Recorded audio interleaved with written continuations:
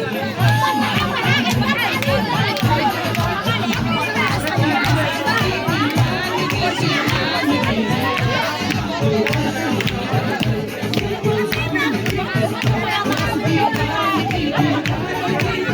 nga gusto nga lang tayo guys.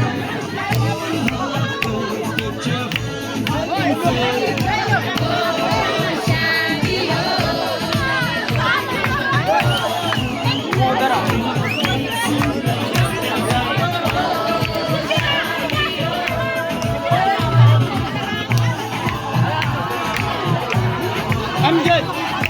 MJ! So, kuha, kuha,